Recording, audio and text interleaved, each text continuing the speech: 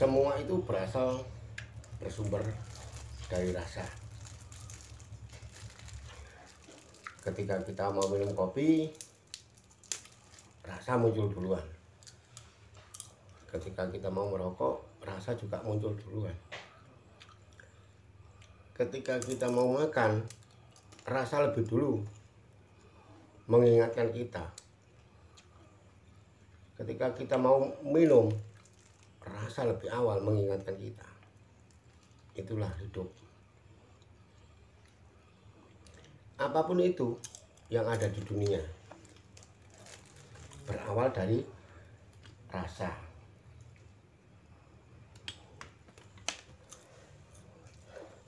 Suatu contoh ketika kita merasa ingin mempunyai suatu barang dan kita tidak mampu untuk meraihnya. Nah, ini pikiran kita yang berbicara. Otak kita ini memverifikasi. Otak kita ini mencerdaskan manusianya. Bagaimana caranya untuk mendapatkan itu. Nah, di situ akhirnya terjawab antara hak dan batil, antara halal dan haram. Nanti pada akhirnya ketika kesampaian untuk mendapatkan sesuatu melalui rasa awal tadi, untuk memiliki sesuatu, yang penting dapat. Tidak peduli dengan cara apa. Yang haram dihalalkan misalnya, kan seperti itu. Nah, padahal ketika kita jadi manusia sudah ada yang namanya baik dan tidak baik. Nah, yang namanya halal haram manusia itu sudah ada, sudah mempunyai. Tinggal manusia sendiri bagaimana cara menyikapinya. Kalau memang itu tidak hak, kalau memang itu haram, kenapa harus kita raih?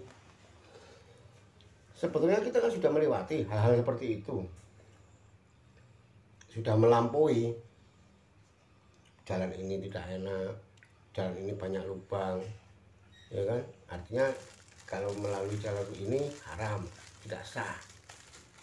Kalau melalui sistem ini juga begitu, batil, juga tidak sah, kan begitu. Tetapi itu nggak ada urusan sama Tuhan. Perbuatan manusia itu nggak ada urusan sama Tuhan. Ini tergantung manusia sendiri, karena semua sudah diserahkan oleh Tuhan. Dan manusia sudah menerimanya, karena takdir sebagai manusia adalah hanya untuk menerima apapun itu keadaan, situasi dan kondisi apapun manusia harus menerima, nggak bisa menolak. Dan itu juga lewat rasa.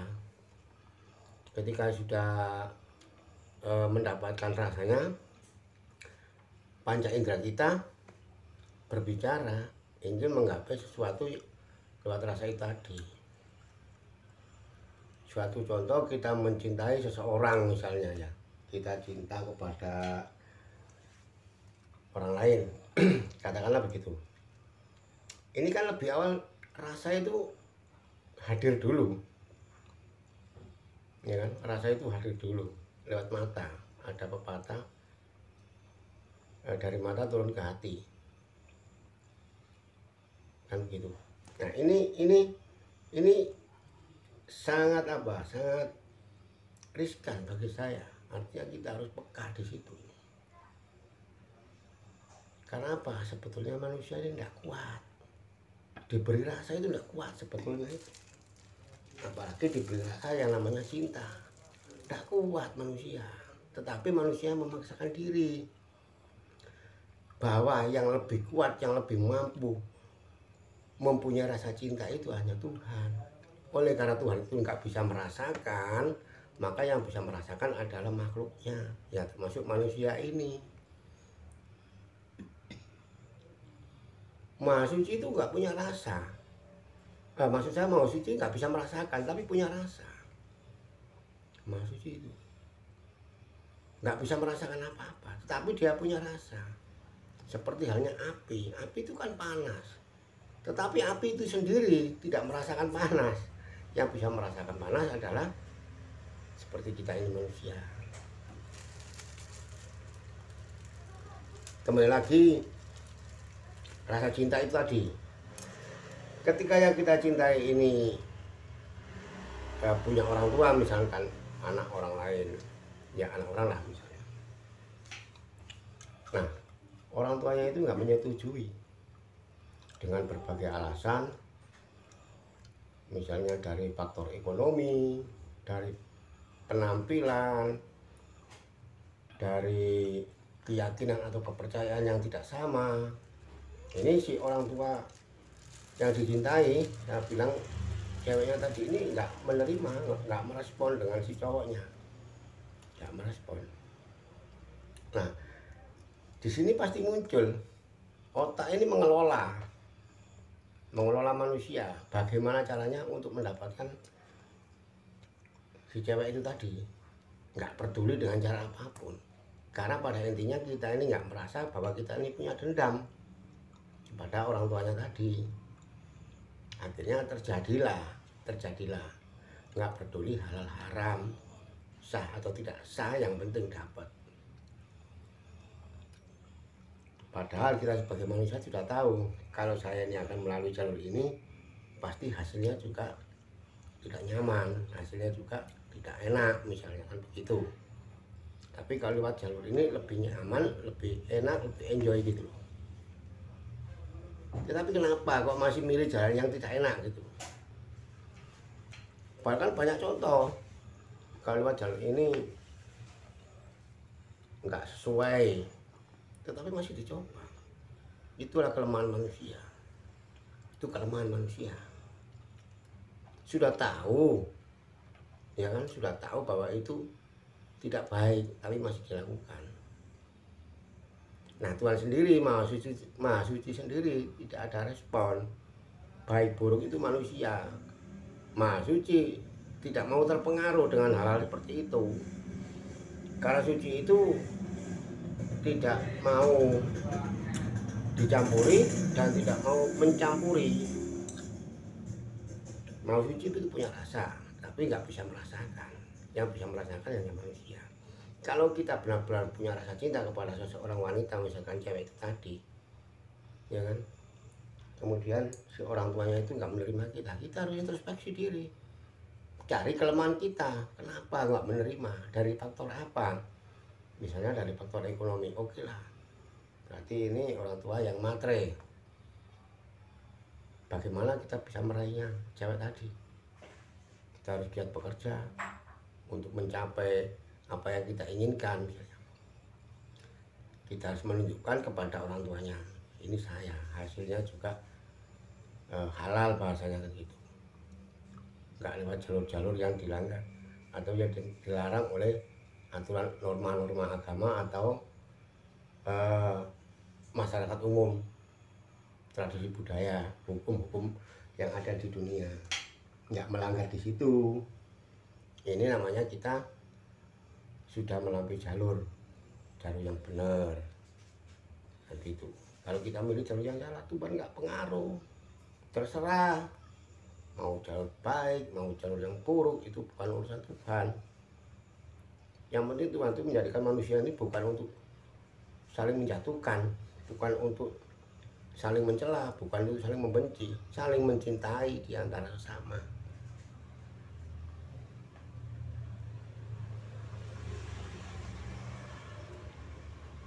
Nah, saling mencintai itu apa sih?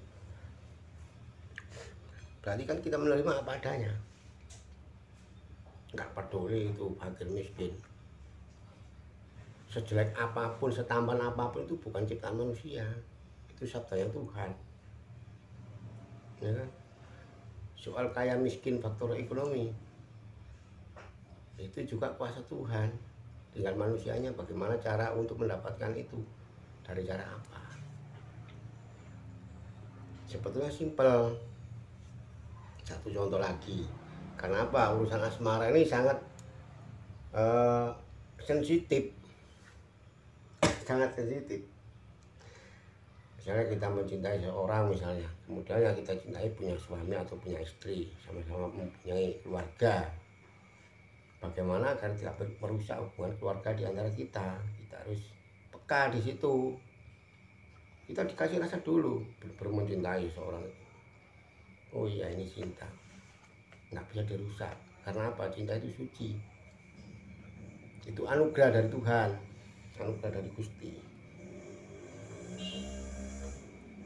Pikiran berkecamuk, ingin ini itu dan lain sebagainya.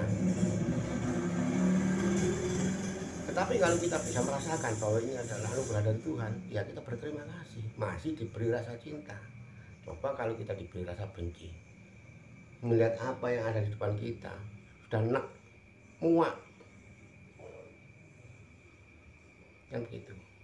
Terima kasihnya kita masih diberi rasa-rasa seperti itu, artinya kita ini masih dicintai oleh Tuhan, kita ini masih disayangi oleh Tuhan. Karena Tuhan itu Maha Pengasih dan Penyayang, nggak pernah membedakan yang taat ibadah, yang nggak pernah ibadah, semua itu masih dicintai oleh Tuhan. Dengan kita sebagai manusia bisa merasakan apa enggak cinta kasih Tuhan.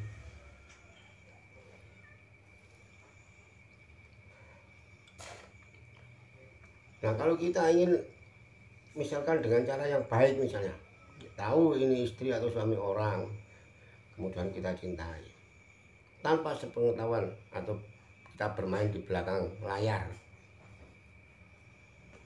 nikah siri kan sudah sah. Tetapi ada tetapinya, hukum karma itu masih berlaku. Artinya apa? Hukum karma itu masih berlaku. Yang kalau orang sebelah bilang Tuhan itu ada, tapi Tuhan tidak melaknat, kita yang akan merasakan keadilan itu. Gitu. Terjadi pernikahan secara siri ini sudah sah menurut agama. Tetapi nanti setelah akhir hayat, berani kita minta maaf. Kalau Tuhan memaafkan, ketika kita kembali ke alam yang namanya akhirat, ya kan? Kalau menurut sebelah itu bilang ada surga dan neraka, kita nggak di surga, nggak di neraka, bahkan juga tidak di Tuhan. Gentayangan kita mau minta maaf sama siapa, yang kita tuju juga sudah nggak ada. Artinya roh ini sudah bercampur. Kita bagaimana memilih, bagaimana kita mencari. Ketika di dunia kan masih berwujud bentuk, oh ini istrinya si A, ini suaminya si B. Kita melakukan kesalahan, berani kita minta maaf, seperti itu aja. Berani kita berterus terang sama istri atau suami orang itu tadi. Kalau memang berani, berarti kita mengakui kesalahan yang sejati. Artinya kita ini benar-benar satria. Apakah kita harus melewati hal seperti itu? Padahal Tuhan itu tidak menganjurkan seperti itu, cuma memberi rasa. Jangan dirusak rasa itu. Misalnya rasa cinta itu jangan dirusak. Kita punya sendiri, dia juga punya sendiri. Sama-sama Tuhan saling menjodohkan, bukan saling untuk merusak. Nah untuk tali silaturahmi, nggak ada salahnya kalau kita ini saling berbagi. Artinya berbagi apa? Ya silaturahmi itu tadi, memberi dan menerima, bukan bentuk barang tapi ucapan, saling mohon maaf, saling memberi maaf. Karena apa? Kesalahan kita ini kita nggak tahu. Kita ambil pakaian bersih di dalam lemari, kita kipaskan, kita lihat, pasti ada debu di situ. Kayaknya nggak ada apa-apa, bersih, tapi coba kita kipaskan dan saksikan sendiri. Di situ pasti ada, pasti nampak debu-debu. Itulah manusia yang kayaknya sudah bertobat, kayaknya itu sudah bersih dari dosa, tapi kita nggak tahu. Yang tahu itu Maha Suci sendiri. Makanya kita harus berhati-hati dalam setiap melangkah. Benarkah langkah kita ini? Kayaknya sudah benar, tapi di situ masih ada kesalahan. Kita nggak tahu. Makanya harus benar berhati-hati. Dalam arti toto titis, tepat sasaran. Toto dalam arti kita menata pribadi kita, bagaimana kita ini bisa menenteramkan pribadi, kemudian menenteramkan sesama, titik kita harus berhati-hati, titis pas sesuai dengan sasaran. Semua berawal dari rasa, artinya semua berawal dari hidup. Tanpa hidup kita nggak ada. Makanya kita harus berterima kasih dengan hidup, karena hidup yang menguasai segalanya yang ada di alam semesta ini. Ya cukup dengan laku spiritual, dengan laku keagamaan, dengan laku apapun nggak cukup kalau kita tidak peka di situ. Jadi harus belajar terus sampai kita lolos dari segala macam ujian. Nah, apakah Tuhan menguji kita? Ya, saya kan tadi sudah bilang, Tuhan itu maha suci, nggak ada urusan dengan perbuatan manusia. Yang tahu baik buruk perbuatan manusia itu sebetulnya manusia itu sendiri. Oleh karena manusia nggak bisa menangkap di situ dengan perbuatannya sendiri, akhirnya Tuhan memberitahu dengan caranya. Karma, ya kan? Dalam bahasa Jawa, unduh yang pakerti, apa yang kita lakukan ya itulah yang akan kita tuai, apa yang kita tanam ya itulah yang akan kita panen. Kita menanam kebaikan ya kita juga menuai kebaikan, itu pasti, nggak mungkin tidak. Loh Pak,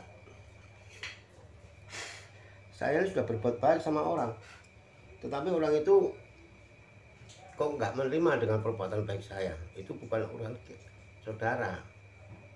Soal dia menerima nggak menerima itu bukan urusan saudara. Yang penting kita pribadi baik, memperbaiki pribadi kita. Soal mereka menerima atau tidak menerima itu urusan mereka sama Tuhan, bukan urusan kita. Nggak perlu kita terus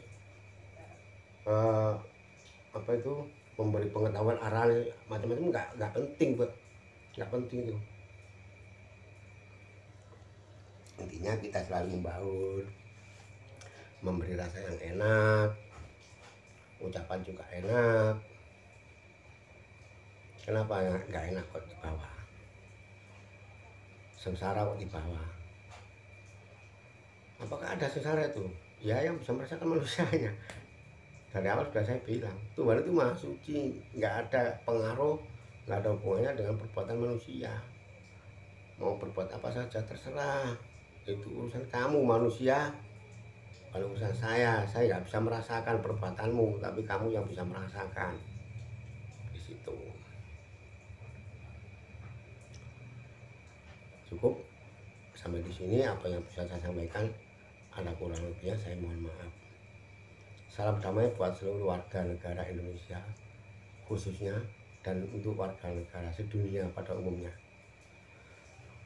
Kita satu rasa, selalu kompak penuh persahabatan. Rahayu, assalamualaikum warahmatullahi wabarakatuh.